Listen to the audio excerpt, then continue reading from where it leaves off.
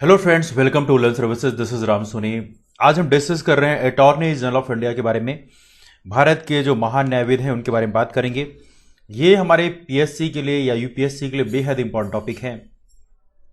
क्या इनके पावर्स हैं, क्या इनकी ड्यूटीज हैं, इनका कार्यकाल कितना होता है, इन सभी चीज़ों के बारे में ब्रीफ में डिस्कस करेंगे।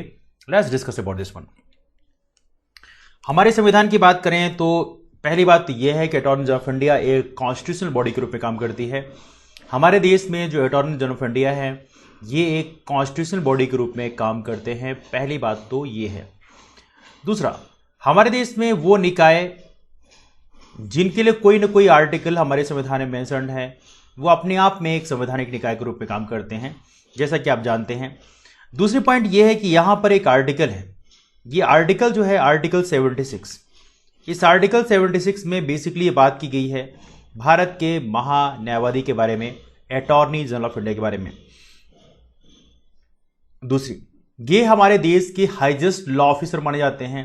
ही is called as a highest law officer. हमारे देश के सबसे बड़े न्याय अधिकारी, हाईएस्ट लॉ ऑफिसर। तो देखा है तो सरकारी वकील के रूप में होते हैं। और जितनी भी जगह देश की किसी भी जगह में, चाहे सुप्रीम कोर्ट हो चाहे हाई कोर्ट हो, वहां पे गवर्नमेंट ऑफ इंडिया को रिप्रेजेंट करने जाते हैं। तो भी आप याद रखें। एक क्वेश्चन बहुत बड़ा रहता है अपॉइंटमेंट की बात करें कि आपका अपॉइंटमेंट कैसे होता है, तो that's quite big question. Well, देखा है तो अपॉइंटमेंट इनका बहुत ही सिंपल प्रोसेस है। This is one of the most simple process. Attorney general of India का अपॉइंटमेंट जो है बाई प्रेसिडेंट होता है। अटॉर्नी जनरल ऑफ इंडिया का अपॉइंटमेंट कौन करते हैं? Appointment is by president of India. Appointment करते हैं भारत के राष्ट्रपति। वेल, प्रेसिडेंट तो करते हैं, ये बात बहुत अच्छी बात है, लेकिन रिकमेंडेशन कौन करता है? तो मैं इसलिए यहां पे लिख रहा हूं on the recommendation of council of minister, क्योंकि आफ्टर ऑल ऐसी पोस्ट में जो रिकमेंडेशन होती है वो गवर्नमेंट ऑफ इंडिया की ही होती है। तो on the recommendation of council of minister, जो हमारी मंत्रिपरिषद होती है, उनकी रिकमेंडेशन के द्वारा इनको अपॉइंट किया जाता है। क्योंकि यदि गवर्नमेंट चेंज होती है तो अटॉर्नी जनरल ऑफ इंडिया भी अपने आप अपनी पोस्ट छोड़ देते हैं, मतलब वो भी चेंज हो जाते हैं। दूसरी, अपॉइंटमेंट तो ठीक हो गया। क्वालिफिकेशन की हम बात करें कि क्वालिफिकेशन क्या होता है, what is the qualification of attorney general of India. आपके पास क्या क्वालिफिकेशन होना चाहिए? कम से कम तो आप अटॉर्नी जनरल ऑफ इंडिया बन सकते हैं। एज सच क्वालिफिकेशन की बात करें तो हमारे देश में लिखा हुआ है कि अटॉर्नी जनरल ऑफ इंडिया बनना चाहते हैं तो आपके पास क्वालिफिकेशन लाइकवाइज सुप्रीम कोर्ट जज होना चाहिए। देश के मुख्य न्यायाधीश, देश का जो उच्चतम न्यायालय है उसके न्यायाधीश के पास जो योग्यता होती है, ठीक वैसी ही क्वालिफिकेशन आपके पास होना चाहिए। लाइकवाइज सुप्रीम कोर्ट जज होना चाहिए। पहली बात तो यह है। दूसरा, क्वालिफिकेशन में एक चीज और भी याद रखिएगा। ये क्वेश्चन पूछा जाता है कि बेसिकली जज की क्वालिफिकेशन क्या होती है ना। अब जज की क्वालिफिकेशन की बात करें तो ये काफी इंटरेस्टिंग हो जाता है कि what is the qualification of जज। तो देखिए, क्वालिफिकेशन ऑफ जज की बात करें, क्वालिफिकेशन ऑफ सुप्रीम कोर्ट जज, पहले बात करेंगे क्वालिफिकेशन ऑफ सुप्रीम कोर्ट जज। हालांकि आप लोगों को ऑलरेडी पता होगा, बट फिर मैं डिस्कस करता हूं। क्वालिफिकेशन ऑफ सुप्रीम कोर्ट जज, सुप्रीम कोर्ट जज बनने के लिए क्वालिफिकेशन क्या होना चाहिए? तो यहां पर 3 चीजें मेंशन हुई हैं हमारे यहां। पहली क्वालिफिकेशन लिखी हुई है वो ये है कि आपके पास 5 ईयर्स एक्सपीरियंस हो। 5 ईयर एक्सपीरियंस किस पोस्ट में? एज हाई कोर्ट जज। एज हाई कोर्ट जज आपके पास 5 साल का एक्सपीरियंस हो। दूसरा, या तो आपके पास 10 ईयर्स एक्सपीरियंस हो, और ये किस चीज के लिए? As advocate of high court. As advocate of high court, यदि आप हाई कोर्ट के एडवोकेट रहे हो 10 साल तक के लिए तो भी आप इसके लिए एलिजिबल होंगे। As advocate of high court, as advocate of high court, ये भी पॉइंट है जिसको आप याद रखें। दूसरा पॉइंट यहां पर ये है, and that's also very very important point, high court के एडवोकेट के अलावा यदि आपके पास ये भी क्वालिफिकेशन नहीं है तो एक तीसरा हमने बनाया है, और वो ये है कि आप एमिनेंट जुरिस्ट हो। राष्ट्रपति की नजरों में आप भारत के एक एमिनेंट जुरिस्ट हो, आपको न्याय की अच्छी खासी जानकारी हो, ऐसी कंडीशन पे भी आप बन सकते हैं। दिस इज ऑल्सो पॉइंट, मतलब यदि आप इन केस आपने कभी भी, कई बार प्रोफेसर्स होते हैं वो ही बन जाते हैं, मान लीजिए आपने प्रैक्टिस नहीं की हो लेकिन आप एक प्रोफेसर हो किसी लॉ कॉलेज के और आपके पास अच्छा खासा नॉलेज हो तो भी आप बन सकते हैं। तो ये क्वालिफिकेशन है सुप्रीम कोर्ट जज के लिए। यदि क्वालिफिकेशन ऑफ हाई कोर्ट जज की बात करें, यदि हमारे देश में किसी हाई कोर्ट में आप जज बनना चाहते हैं तो उनका क्वालिफिकेशन जो है वो क्या है। तो क्वालिफिकेशन ऑफ हाई कोर्ट जज की बात करूं तो ये थोड़ा सा अलग है। यहां पर 3 नहीं बल्कि 1 लिखा हुआ है। केवल एक ही क्वालिफिकेशन, 3 नहीं बल्कि 2 ही क्वालिफिकेशन है। इमिनेंट जुरिस्ट का मामला यहां पर नहीं होता। तो पहली बात 10 ईयर्स एक्सपीरियंस हो आपके पास एज डिस्ट्रिक्ट जज, डिस्ट्रिक्ट कोर्ट में आप जज रहे हो, डिस्ट्रिक्ट कोर्ट में आप जज रहे हो। पहली बात तो ये है। या दूसरी कंडीशन है यहां पे आपके लिए कि या तो आपके पास 10 साल का एक्सपीरियंस हो, 10 ईयर्स एक्सपीरियंस हो, और ये किस चीज के लिए, एज हाई कोर्ट के एडवोकेट के रूप में, एज हाई कोर्ट एडवोकेट। यदि आप हाई कोर्ट एडवोकेट रहे हो 10 साल के लिए तो भी आप एलिजिबल हो जाएंगे। This is also very very important point. तो ये दोनों ही चीजें यहां पे काउंट की जाएंगी। आप याद रखेंगे, या तो आप डिस्ट्रिक्ट कोर्ट जज रहे हो या तो हाई कोर्ट जज रहे हो, सॉरी हाई कोर्ट में एडवोकेट रहे हो। ये दोनों ही कंडीशन आपके एलिजिबल है, लेकिन तीसरी कंडीशन जो एमिनेंट जुरिस्ट की है वो यहां पे काउंट नहीं होती। एनीवे, तो अटॉर्नी जनरल ऑफ इंडिया की बात करें तो यहां पे मैंने डिस्कस किया कि qualification like wise supreme court जज हो। सुप्रीम कोर्ट जज की जो क्वालिफिकेशन होती है सेम वही क्वालिफिकेशन भारत में यदि आप अटॉर्नी जनरल ऑफ इंडिया बनना चाहते हैं तो ये एलिजिबल होना चाहिए। दूसरा, इनके अलावा कुछ और ही जैसे सिटीजन ऑफ इंडिया होना चाहिए, है ना। ये बहुत सारी चीजें, बहुत ही नॉर्मल चीजें हैं। वेल, जहां तक की बात करें, टर्म की बात करें, यहां पे एक बहुत ही महत्वपूर्ण टर्म होता है ये टर्म। टर्म मतलब कार्यकाल। टर्म की बात करें तो एज सच हमारे संविधान में मेंशन नहीं है। तो term of the office of attorney general is not mentioned in the constitution. तो आप याद रखेंगे, it is not fixed in the constitution, it is not fixed in constitution. हमारे संविधान में एज सच ये कोई मेंशन है नहीं, तो इसको आप याद रखिए, it is not fixed in constitution. हमारे देश में टर्म जो है वो फिक्स नहीं है, नॉट फिक्स्ड। इस वर्ड को आप याद रखिएगा। तो टर्म 5 साल हो सकता है, 4 साल हो सकता है, 3 साल हो सकता है, 2 साल, कुछ भी हो सकता है। तो ये हमारे संविधान में मेंशन नहीं है, ठीक है। दूसरा, constitution does not contain the procedure of removal, ठीक है। तो यहां पर यदि रिमूवल प्रोसेस की बात करें, यदि हम रिमूवल की बात करें, क्योंकि रिमूवल एक बहुत ही महत्वपूर्ण पॉइंट है कि रिमूवल कैसे होता है, रिमूवल ऑफ एजीआई की बात करें तो यहां भी आप याद रखिएगा, constitution does not mention about it, constitution does not contain the procedure and grounds of his removal. Constitution does not contain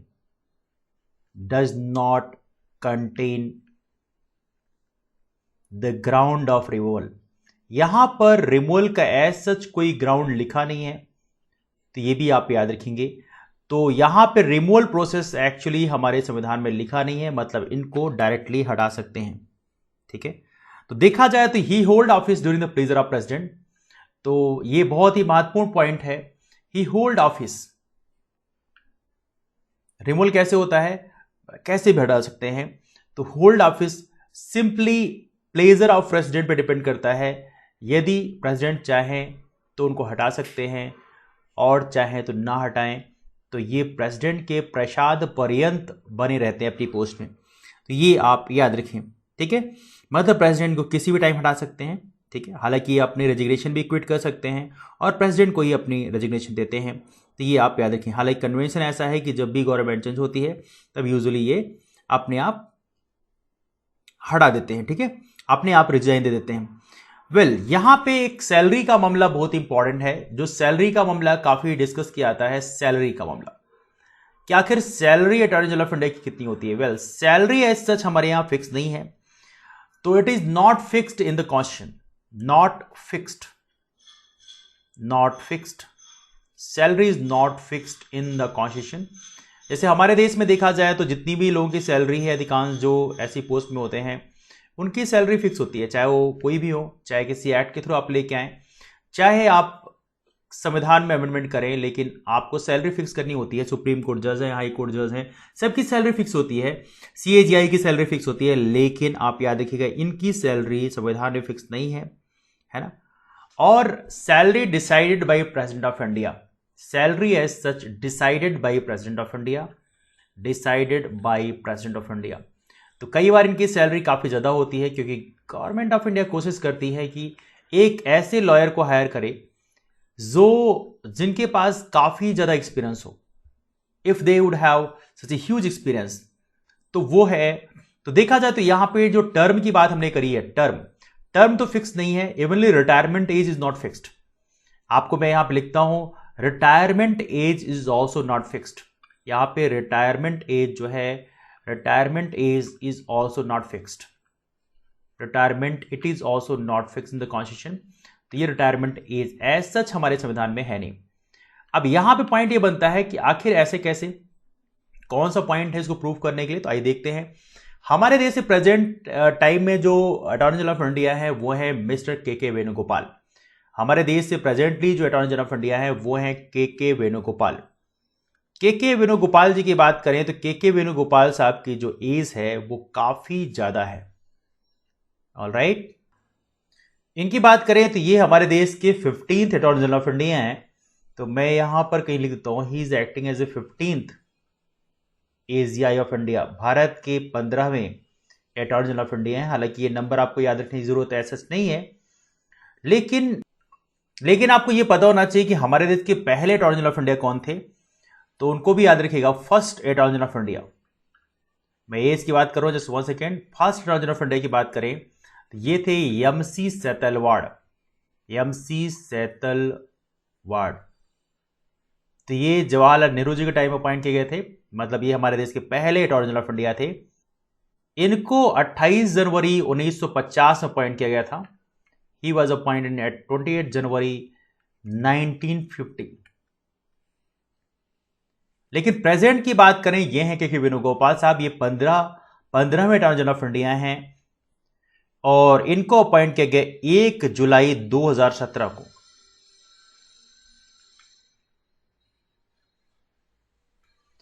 now यहां पे क्वेश्चन ये बनता है कि इनकी एज कितनी है। तो इनकी एज प्रेजेंट टाइम में देखा जाए तो ये काफी ज्यादा एज है। हिज एज 89 ईयर्स, 89 साल के हैं। तो आप समझ सकते हैं his age is quite big. तो ये भी आप याद रखें। तो एज सच रिटायरमेंट एज हमारे संविधान में मेंशन नहीं है, तो इसको भी आप याद रखें। सैलरी की बात करें, salary president of India decide करते हैं, तो सैलरी भी हमारे संविधान में मेंशन नहीं है, इसको भी आप याद रखें। अगला पॉइंट यहां पर है ड्यूटीज एंड फंक्शंस। वेल, यदि हम ड्यूटीज की बात करें तो हमारे अटॉर्नी जनरल ऑफ इंडिया की क्या ड्यूटीज है, आइए बात करते हैं इसके बारे में। बहुत ही प्यारा टॉपिक है, let's discuss about this one. So ये तो बहुत ही कॉमन सेंस की बात है कि he is acting as a chief law officer. ये गवर्नमेंट ऑफ इंडिया के चीफ लॉ ऑफिसर के रूप में काम करते हैं। तो ये बात तो बहुत ही ऑब्वियस ही बात है, ये आप जानते ही हैं। इसके अलावा कुछ और ही महत्वपूर्ण पॉइंट्स हैं जो आपको पता होना चाहिए। जैसे इनकी ड्यूटीज में जो सबसे इंपॉर्टेंट ड्यूटी है जो हम कह सकते हैं वो ये है, ये गवर्नमेंट ऑफ इंडिया को एडवाइस करते हैं लीगल मैटर्स में।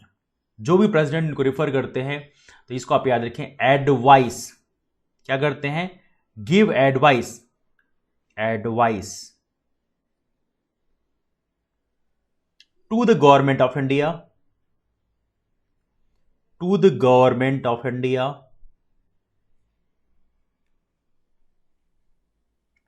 On legal matters.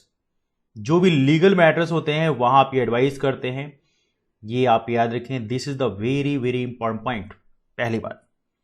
दूसरा, जो भी इनको असाइन की जाती है प्रेसिडेंट ऑफ इंडिया के द्वारा ड्यूटीज, वो सारी ये करते हैं। तो ये बहुत ही सिंपल सी बात है। या इनको कोई और फंक्शन दिया जाता है कॉन्स्टिट्यूशन ऑफ इंडिया के अकॉर्डिंग, तो वो चीजें भी रेंडर करते हैं। तो ये बहुत ही नॉर्मल चीज है, तो ये आप याद रखें। Now presently attorney general of India को कौन कौन सी ड्यूटीज दी गई हैं, तो ये तो हो गया हमारे फंक्शंस के बारे में। These are quite functions. Let me just 1 second make it okay. तो अब हम बात करेंगे कि कुछ और भी एडवाइस जो है क्या दी गई है। तो प्रेसिडेंट ने कौन कौन सी इनको ड्यूटी दे रखी है। President has assigned president has assigned duties। अब प्रेसिडेंट ने कौन सी ड्यूटी इनको असाइन करी है, ये चीजें आपको पता होना चाहिए। Duties to attorney general of India. Attorney general of India को कौन सी ड्यूटी असाइन करी है? वेल, प्रेजेंट टाइम में देखा है तो गवर्नमेंट ऑफ इंडिया के बिहाफ में सुप्रीम कोर्ट में इनको प्रेजेंट करना। ठीक है, तो यहां पे देखिए, देखा जाए तो to appear on behalf of government of India.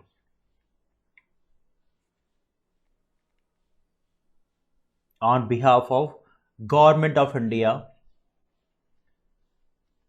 ठीक है, जहां पे इन सुप्रीम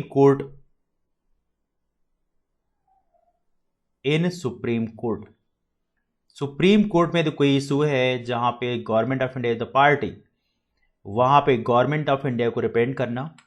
दूसरा, अंडर आर्टिकल 143, ओके, उसके बारे में बात करेंगे, लेकिन पहले यहां पे थोड़ा सा ऐड कर देते हैं इन सुप्रीम कोर्ट और हाई कोर्ट। सुप्रीम कोर्ट या हाई कोर्ट दोनों ही जगह ये रिप्रेजेंट कर सकते हैं, इसको आप याद रखिएगा। दूसरा, यहां पे देखा जाए एक पॉइंट और भी लिखा होता है जो कि गवर्नमेंट ऑफ इंडिया को रिप्रेजेंट करना जब कोई ऐसा मामला होता है, जब आर्टिकल 143 में लिखा हुआ है जैसे कि president of India supreme court से एडवाइस ले सकते हैं। ऐसी कंडीशन पे गवर्नमेंट ऑफ इंडिया को रिप्रेजेंट करने का काम सुप्रीम कोर्ट में यही करते हैं, तो ये भी आप याद रखेंगे। हालांकि वो एज सच इतना इंपॉर्टेंट है नहीं, इसलिए मैं उसको स्किप कर रहा हूं, but still that's also very very important. चलिए मैं लिख ही देता हूं, let me write down this one. तो to represent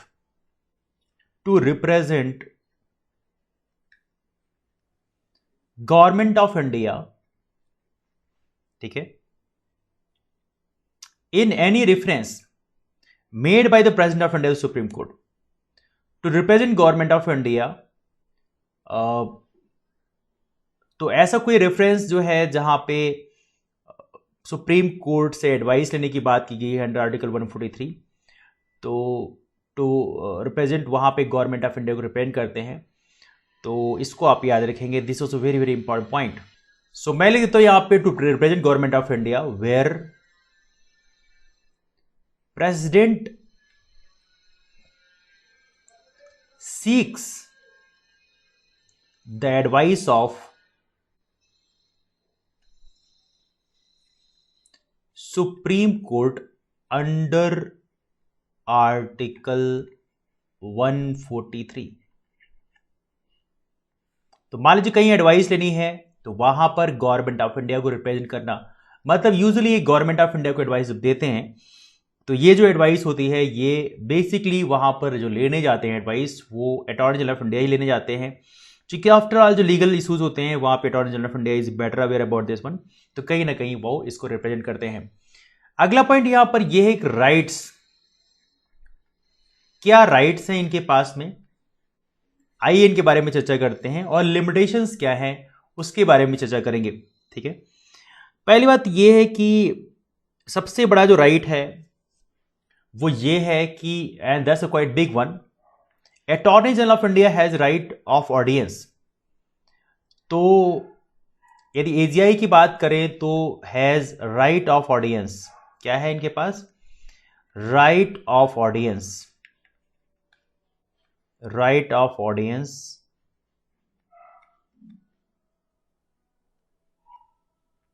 in all courts in the country. Right of audience in all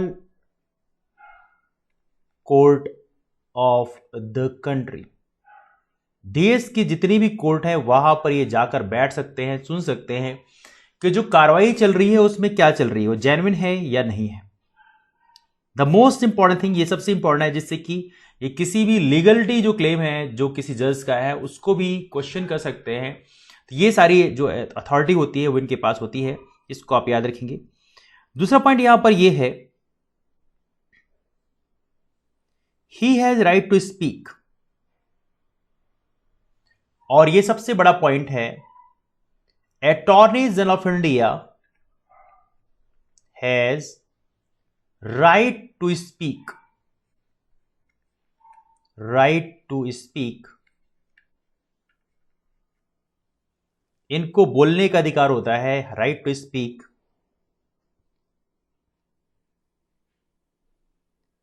and take part in the proceeding of both the houses of parliament.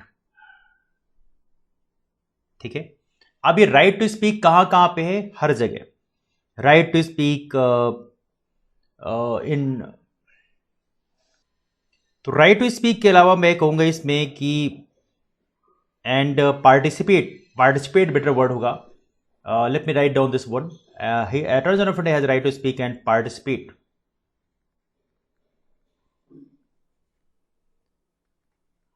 in both houses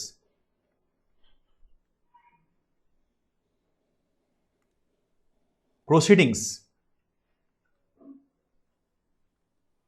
दोनों house की जो proceedings है उसमें participate कर सकते हैं। तो पहली बात तो ये है। दूसरा, अटॉर्नी जनरल ऑफ इंडिया की बात करें तो attorney general of India can be named as member of some committee. तो ये भी आप याद रखेंगे, attorney general of India can be member of some committee and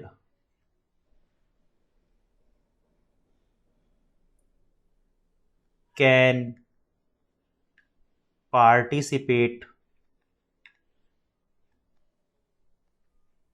in it without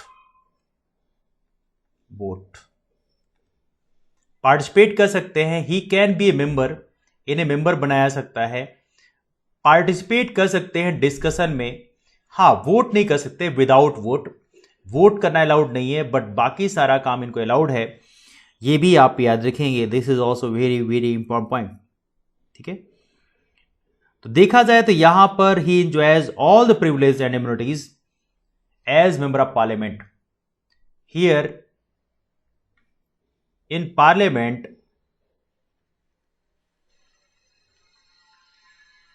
AGI enjoys immunities, privilege, जितने भी प्रिविलेज मिलते हैं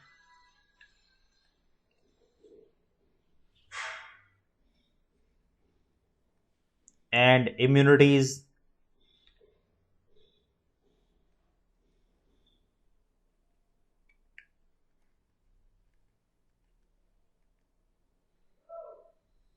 as member of parliament। जितनी भी इम्यूनिटीज मेंबर ऑफ पार्लियामेंट को मिलती है वो सारे के सारे जो इम्यूनिटीज हैं वो पार्लियामेंट के अंदर अटॉर्नी जनरल ऑफ इंडिया को भी मिलते हैं। ये भी आप याद रखेंगे, जितने भी प्रिविलेज मिले या इम्यूनिटीज मिले वो सारे की सारी इम्यूनिटीज, सेफ्टी जो है वो सारी की सारी इनको मिलती है। तो ये भी आप याद रखें। कुछ लिमिटेशन है, देयर आर सम लिमिटेशन। तो आइए जानते हैं वो बेसिकली लिमिटेशंस क्या हैं। Let's get to know about the limitation. आखिर लिमिटेशन है क्या? पहला लिमिटेशन है, तो पॉइंट यहां पर पहले यह है कि he should not advice, attorney general of India should not advice. कहां पे एडवाइस नहीं करना है इनको? शुड नॉट एडवाइस, पहली बात एडवाइस है। और hold a brief. Hold a brief का मतलब यह है कि कोई प्रेस वार्ता बुला लो, ये चीजें भी नहीं अलाउड है। और hold a brief against government of India, against government of India, against government of India.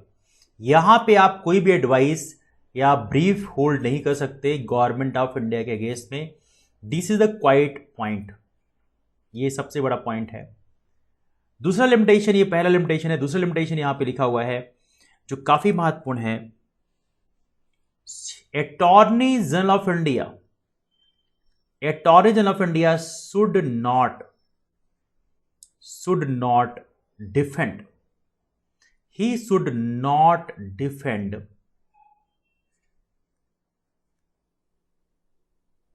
accused person in a criminal prosecution. Accused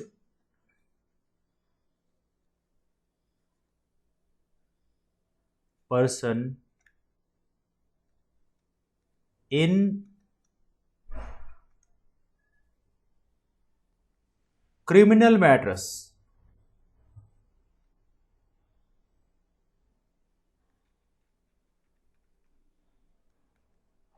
without permission of Government of India. Without the permission of Government India. Without permission of Government of India. Government of India के permission के बिना आप उनको accused को defend नहीं कर सकते, ठीक है। This a very very important, किसी कोर्ट में जाके उनके बारे में आप डिफेंड नहीं कर सकते, ठीक है। तीसरा पॉइंट ये है अटॉर्नी जनरल ऑफ इंडिया के बारे में कि attorney general of India should not accept, attorney general of India should, Attorney General of India should not accept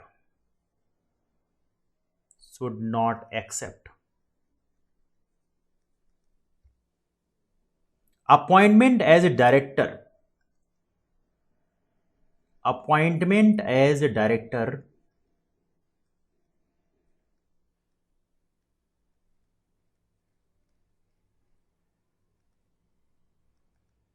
all right, in any company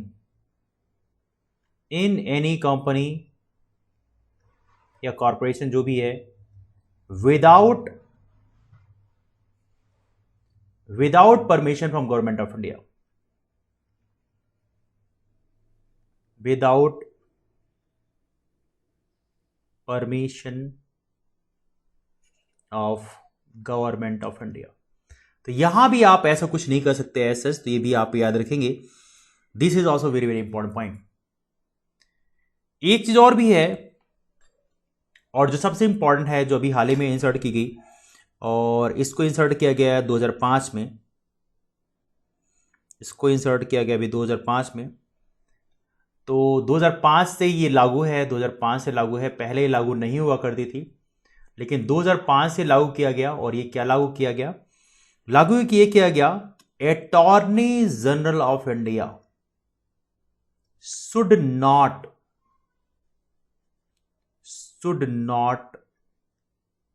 advise any ministry or department,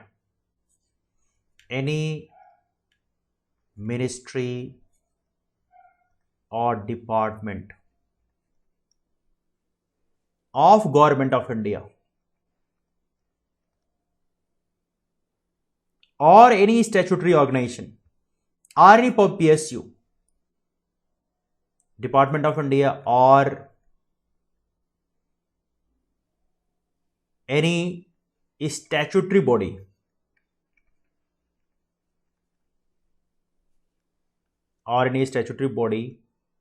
or PSU, ठीक है। unless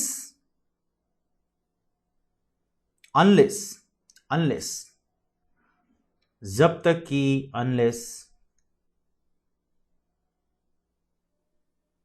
proposed by Ministry of Law and Justice, unless proposed by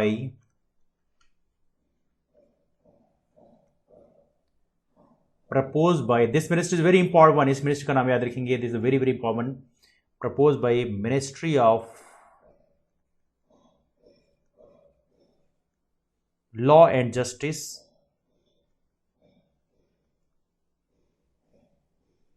and law and justice का कौन सा department है? Department of legal affairs, department of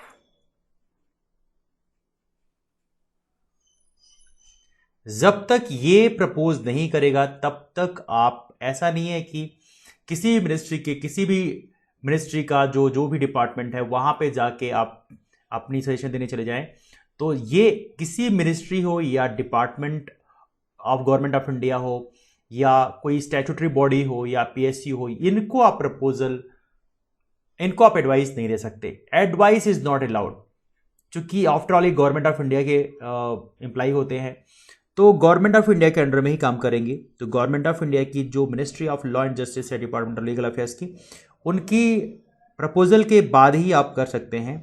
ये चीज़ condition है, तो ये आप याद रखेंगे। यहां पे एक बड़ा इंपॉर्टेंट पॉइंट ये है कि जो सबसे बड़ा पॉइंट है, और ये बहुत ही महत्वपूर्ण पॉइंट है, AGI attorney general of India is not full time council for government, is not full time council for government. आप फुल टाइम काउंसिल नहीं है गवर्नमेंट ऑफ इंडिया के, council for government of India. और ये आपको ये पता होना चाहिए कि he is not government servant and attorney general of India is not a government servant, he is not a government servant. ये भी आप याद रखें, this is also very very important. जो गवर्नमेंट सर्वेंट की जो कैटेगरी होती है वो इसमें नहीं आते। Therefore he is not debarred from private legal practice, therefore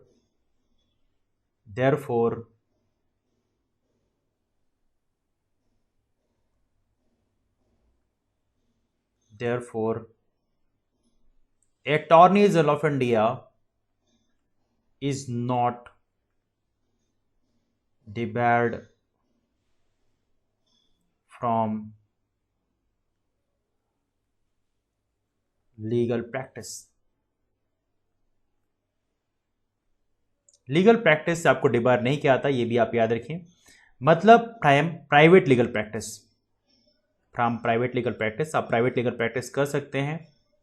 हाँ, क्रिमिनल मैटर्स में ज़रूर थोड़ी सी वहाँ पे गवर्नमेंट ऑफ इंडिया से आपको परमिशन लेनी पड़ेगी, लेकिन यदि दीवानी मामले हैं, यदि मामले हैं आपके ऐसे मामले हैं जो दीवानी मामले हैं, सिविल केसेस हैं, तो वहाँ पर आप बिल्कुल बिना गवर्नमेंट ऑफ इंडिया की परमिशन से आप कर सकते हैं। ठीक है, तो he is not a government servant. सबसे बड़ा पॉइंट ये है कि he is not a government servant. तो गवर्नमेंट सर्वेंट वाला जो सिस्टम है वो इनके ऊपर अप्लाई नहीं होता, इसको आप याद रखें। This is one of the most important point I से। ये काफ़ी महत्वपूर्ण पॉइंट है, जो कि कई बार लोगों को लगता है कि is a full time employ of government of India, but it's not true. क्योंकि देखिए, गवर्नमेंट ऑफ इंडिया के यदि आप एम्प्लॉय हैं तो आपको प्राइवेट प्रैक्टिस करना अलाउड नहीं होता, आप लोग जानते हैं। तो ये चीज़ें होती है हमारी अटॉर्नी जनरल ऑफ इंडिया के बारे में। हमारे देश में एक और बॉडी है जो बहुत ही इंपॉर्टेंट है, इसको बोलते हैं सॉलिसिटर जनरल ऑफ इंडिया। हमारे देश में सॉलिसिटर जनरल ऑफ इंडिया भी बहुत ही महत्वपूर्ण बॉडी है। और सॉलिसिटर जनरल ऑफ इंडिया की बात करें तो ये अटॉर्नी जनरल ऑफ इंडिया के एज असिस्टेंट के रूप में कह सकते हैं, सॉलिसिटर जनरल ऑफ इंडिया के रूप में काम करते हैं। लेकिन यहां पे एक चीज समझने वाली बात यह है कि अटॉर्नी जनरल ऑफ इंडिया एक संवैधानिक निकाय है, लेकिन सॉलिसिटर जनरल ऑफ इंडिया की बात करें तो ये लॉ ऑफिसर है गवर्नमेंट ऑफ इंडिया के। एंड देखा जाए तो ये अटॉर्नी जनरल ऑफ इंडिया को असिस्ट भी करते हैं, बट ये एक स्टैट्यूटरी बॉडी में आते हैं। आर्टिकल 76 में एज सच कोई भी सॉलिसिटर जनरल या एडिशनल सॉलिसिटर जनरल के बारे में मेंशन नहीं किया गया है। ठीक है, तो देखा जाए तो ये काफ़ी महत्वपूर्ण पॉइंट है। तो मैं यहां पे यही कह सकता हूं कि दे असिस्ट, क्या काम है इनका, to assist attorney general of India, that's all. Well, तो हम ये देखें, यदि रियल में देखें तो हमारा जो सिस्टम है, तो हमारे देश में अटॉर्नी जनरल ऑफ इंडिया कोई सेंट्रल कैबिनेट में नहीं होते, इनके लिए सेपरेटली लॉ मिनिस्टर होते हैं कैबिनेट में, जो लीगल मैटर्स गवर्नमेंट लेवल के जो देखते हैं। हालांकि देखा जाए तो प्राइम मिनिस्टर जवाहरलाल नेहरू के टाइम में एक प्रपोजल लाया गया था जहां पे office of attorney general B merge with office of law minister. हालांकि उसको फाइनली पूरा नहीं हुआ, बट फिर भी ऐसा प्रपोजल आया था। आर्टिकल्स की यदि हम बात करें तो कौन सा आर्टिकल जो है अटॉर्नी जनरल ऑफ इंडिया की बात करता है, तो आर्टिकल 76 की यदि हम बात करें तो ये प्रॉपरली बात करता है कि हमारे देश में एक अटॉर्नी जनरल ऑफ इंडिया होंगे। Basically talks about attorney general of India. दूसरी यदि हम बात करें, दूसरा एक आर्टिकल है जो बहुत ही महत्वपूर्ण आर्टिकल है, इसका नाम है article 88।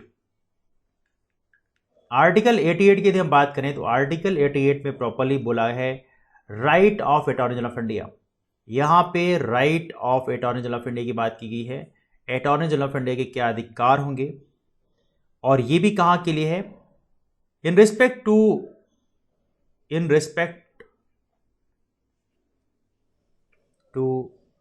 Parliament, in respect to parliament house, in respect to parliament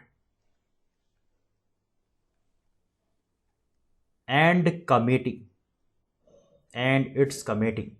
जो वहां पे पार्लियामेंट है और उसकी जो कमेटीज होती हैं उनके रिस्पेक्ट में जो इनको बोलने का मौका मिलता है, प्रोसीडिंग में पार्टिसिपेट करने का मौका मिलता है, तो उसके लिए यहां पर जो इनके राइट्स हैं उसकी बात यहां पे की गई है।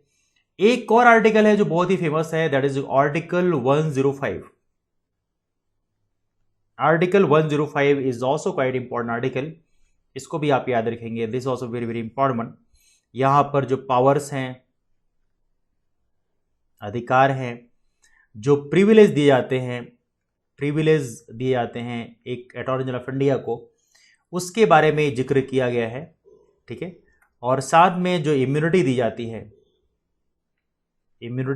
है एक अटॉर्नी जनरल ऑफ इंडिया को, वो चीज़ें यहाँ पर मेंशन की गई हैं, तो ये भी आप याद रखें। This is also very very important one. ठीक है, तो कह सकते हैं attorney general of India is one of the most powerful post under government of India. But हाँ, ये है कि काफ़ी सारी रिस्पॉन्सिबिलिटी इनके पास होती है। एज ए हम ये नहीं कह सकते कि they are working as a government of India employ, तो आप गवर्नमेंट सर्वेंट के रूप में नहीं बोल सकते। बट हाँ, ये है कि ये काउंसिल करते हैं गवर्नमेंट ऑफ इंडिया को, और इन्हें फ्रीडम होती है प्राइवेट लीगल प्रैक्टिसेस की। लेकिन फिर भी देखा है तो attorney general of India is one of the most important body under government of India, और they are playing such a vital role for the development of our democratic system. तो discussion कहीं से वाइंड अप करेंगे। फिलहाल that's all for now. आप सभी लोग यहाँ पे आए इसलिए थैंक यू सो मच। सो ये एक सीरीज मैंने स्टार्ट की है जिसमें जितनी भी कॉन्स्टिट्यूंट बॉडी हैं, स्टैट्यूटरी बॉडी हो, उनको कंप्लीट फुल एनालिसिस हम कर रहे हैं। तो ऐसी वीडियोस को देखने के लिए आप चैनल को सब्सक्राइब कर सकते हैं। तो that's all for now. Video पसंद आया तो वीडियो को लाइक जरूर करिए यदि आप अभी इस समय तक बैठे होंगे हमारे साथ में। तो मिलते हैं फिर। Bye bye, take care, have a wonderful day ahead, keep moving forward and thanks so much to all of you. Take care, thanks so much.